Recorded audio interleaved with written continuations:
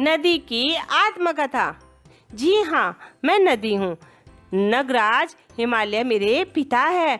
हिमगिरी से निकलकर कल कल छल छल करती निरंतर प्रवाहमान निर्मल जलधारा नदी मेरे पिता ने मुझे अत्यंत लाड प्यार से पाला है। मेरा बचपन अपने माता पिता के यहाँ उछल कूद में बीता।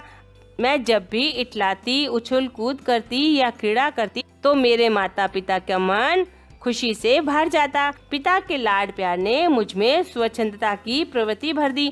बचपन से ही मैं सोचा करती थी, क्या कभी वह दिन आएगा जब मैं पृथ्वी के सीने पर अपने पांव रखूंगी और सूखे तिनकों की प्यास मिटाने और खेतों का सिंचन करती अपनी यात्रा पर निकलूंगी। यह सोच समझकर मैं कुछ उदास रहने लगी। मेरे मन में तरह तरह के विचार, तरह तरह की भावनाएं और कल्पनाओं का जन्म होता गया। न जाने कैसे अनुमान लगा लिया मेरे माता पिता ने कि मेरी हार्दिक इच्छा यह है। एक दिन मेरे पिता मुझसे बोले, तेरा जन्म यहाँ रहने के लिए नहीं हुआ है, तुझे अपने शीतल जल से लाखों करोड़ों की प्यास बुझानी है। तुझे चलते ही रहना है और अंत में सागर से मिल जाना है। पिता की आज्ञा पाकर उसी क्षण पिता के घर को छोड़ने का निश्चय कर लिया। मैं कल निदान करती हुई मैं धीमी गति से निकल पड़ी। प्रारंभ में मैं थोड़ा डरी हुई थी। रास्ते में न जाने कितनी बाधाएं आएगी, कितने अवरोधों का सामना करना होगा, न जाने कौन कौन से कष्टों को सहन करना पड़ेगा।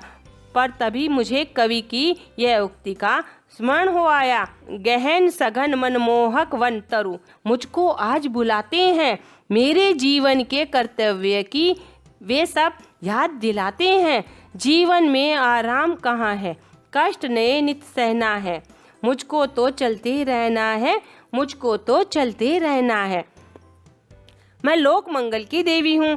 इस संसार की सेवा मेरा व्रत है, मेरा कर्तव्य है। मैं किसानों द्वारा रोपे हुए बीजों को प्रस्फुटित करती हूँ, धन धान्य उगाकर लोगों का पेट पालती हूँ तथा चारों ओर हरियाली फैलाकर पर्यावरण को स्वच्छ बनाए रखने में अपना योगदान देती हूँ।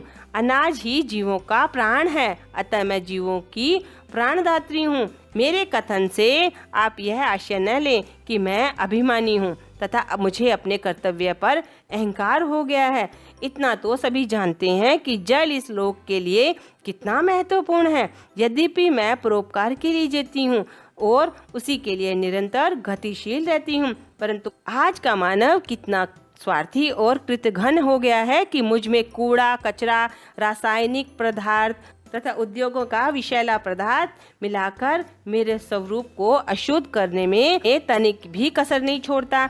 अनेक गंदे नाले मुझ में मिला दिए जाते हैं तथा सागर तक पहुँचते पहुँचते मेरा जल पीने के लिए अयोग्य तथा प्रदूषित हो जाता है। मेरी समझ में नहीं आता कि यह स्वार्थी मानव मुझसे प्राण दान लेकर भी मेरे सौंदर्य, निर्मलता तथा स्वच्छता को नष्ट क्यों कर देता है।